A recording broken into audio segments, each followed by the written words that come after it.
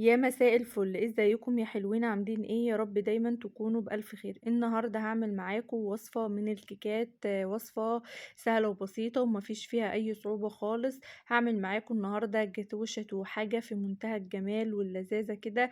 اعياد ميلاد، مناسبات، حفلة في البيت، تفرحي بيها اولادك، حاجة جميلة جدا وتقدري تحضريها بكل سهولة، مفيش فيها اي صعوبة خالص. بنوتة لأول مرة بتدخل المطبخ تقدري تحضّريها، ما فيش فيها أي صعوبة خالص.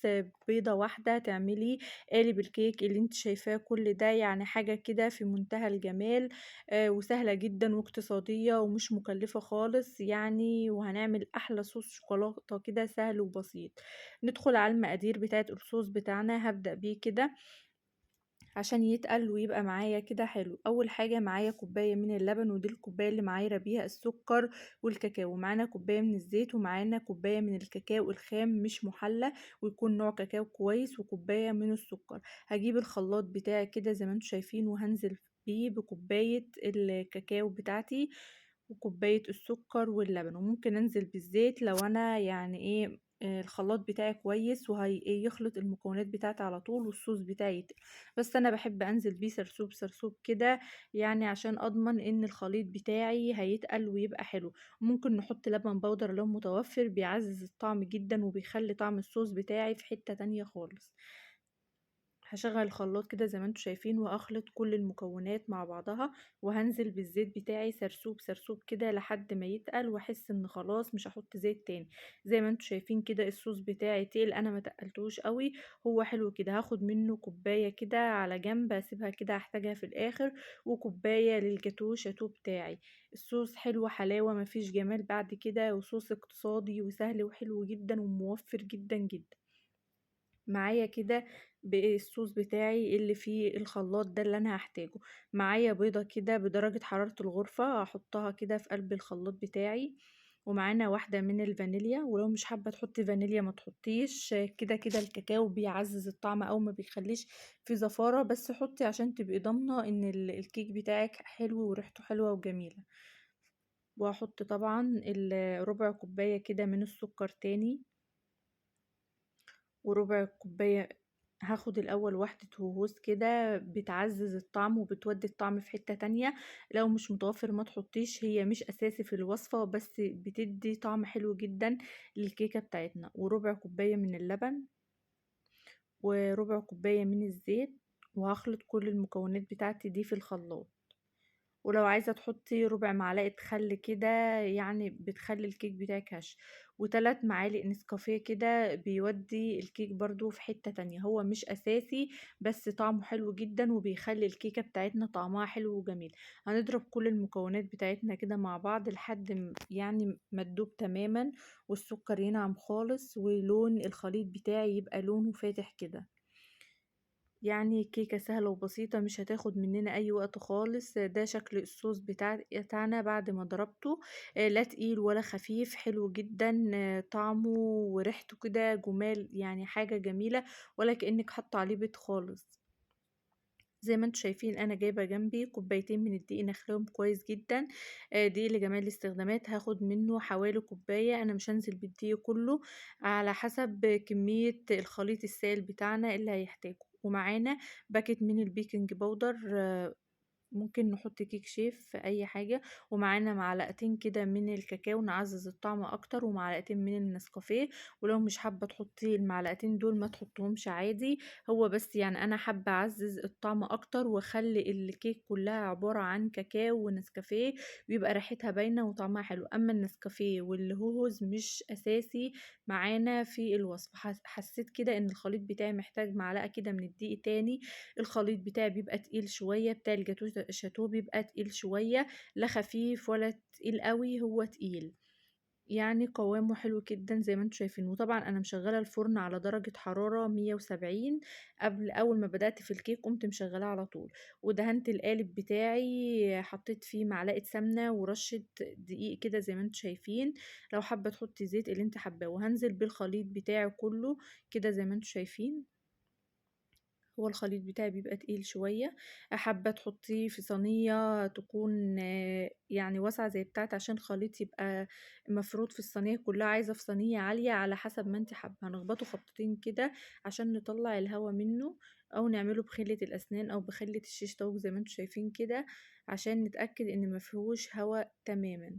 وهندخل الصينية دي على درجة حرارة 170 لمدة نص ساعة، مش هتاخد اكتر من كده.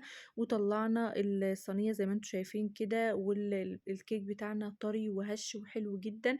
هنسيبه كده وتأكدنا ان هو استوى تماما، هنسيبه لمدة نص ساعة يبرد، بس ما يبردش قوي، يعني اللي عايزاه يبرد قوي ولا يبقى سخن خالص، عشان هسقيه باللبن والنسكافيه. لو مش حابة تسقيه باللبن والنسكافيه ما تسقوش وتسيبيه كده، هو كده اصلا هش وطري، بس انا بحب اعززه بطعم اللبن قوي.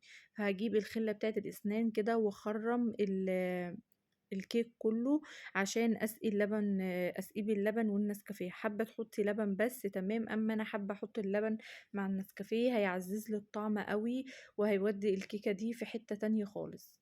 هدوب كده النسكافيه مع اللبن وهسقي بيه الكيكايه بتاعتي. الكيكايه بتاعتي زي ما قلنا لا تكون بارده ولا سخنه، يعني متوسطه كده عشان تشرب اللبن بتاعي، وما تبقاش بايشه قوي من اللبن.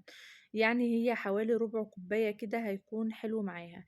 هسقي الكيكايه بتاعتي كلها كده زي ما انتوا شايفين، وطبعا الكيكه بتاعتي بتشرب اللبن كله كده زي ما انتوا شايفين.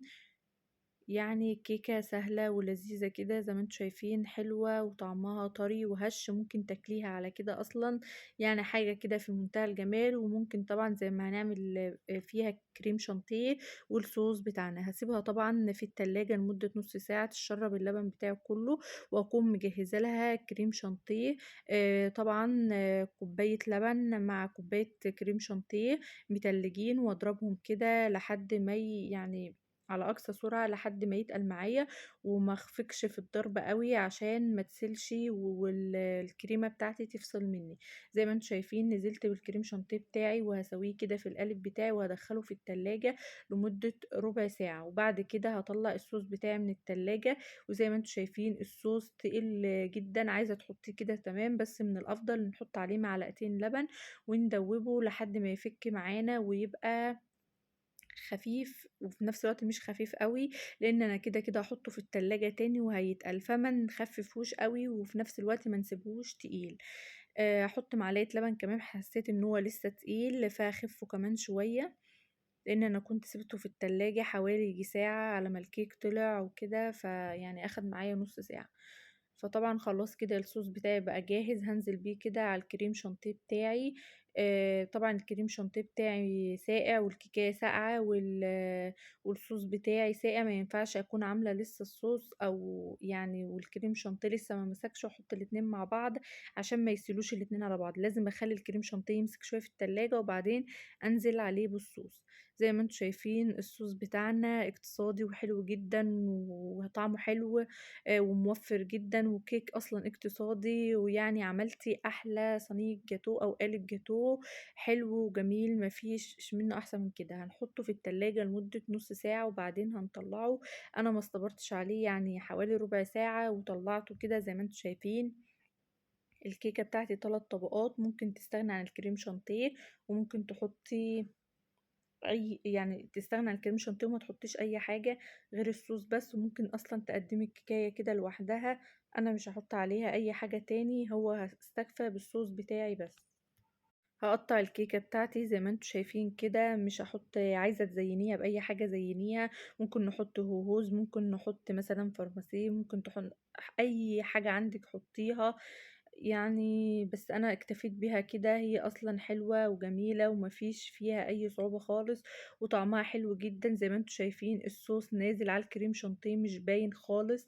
الصوص حلو جدا واقتصادي، كوباية كاكاو مع كوباية لبن عمل لنا صوص حلو وتقيل، وخففناه كمان باللبن.